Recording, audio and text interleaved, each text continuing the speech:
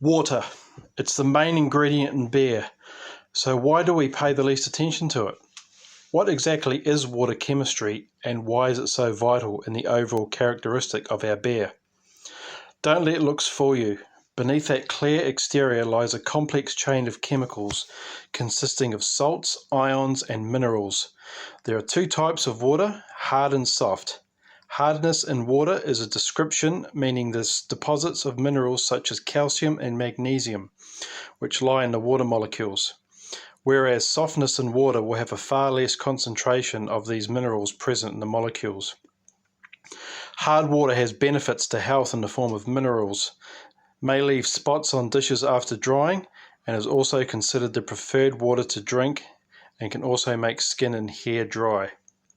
Soft water, however, has very few mineral benefits, will not leave spots on dishes after drying, and is not the preferred drinking water, e.g. rainwater.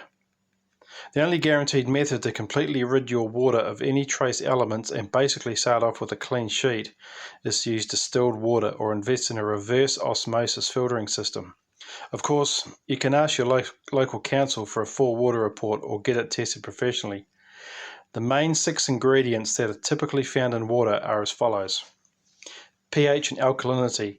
Knowing your pH is vital, especially when it comes to all-grain brewing, because too low a pH reading, below 5.6 to 5.2 to 5.6, your beer will start tasting puckeringly sour. Too high a pH reading, you will start extracting tannins and be left with an astringent flavour. Sulfate. Sulfates add to the beer's overall hop character and will result in a more drier beer. Chloride. Chlorides will bump up the malt characteristic in beer and will add to a fuller beer with more malt sweetness. Calcium determines water hardness. Magnesium, like calcium, will determine water hardness, which in turn affects yeast flocculation and also hop break during the boil. And lastly, sodium. Sodium accentuates maltness flavour in the beer, but should be used sparingly. You may or may not have heard of people using Camden tablets. A Camden tablet contains either sodium metabisulfate or potassium metabisulfate. They are used to sterilise beer, wine, cider, mead, and a host of other beverages.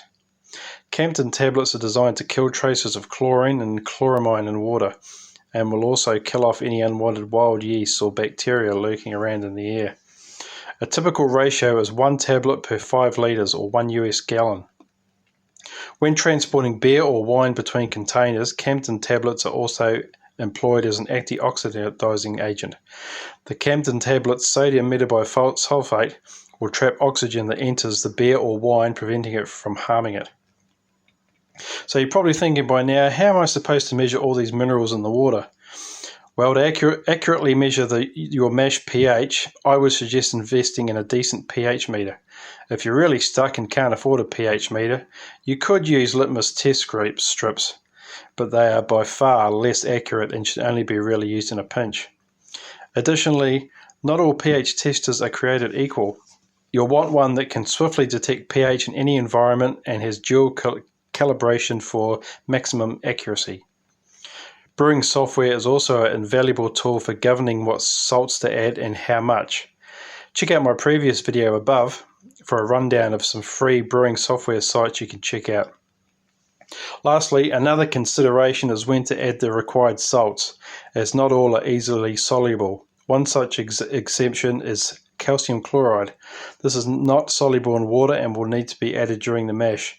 Personally, I like to add the salts when they strike water is around 45 degrees Celsius, as this will be much easier to help the salts dissolve.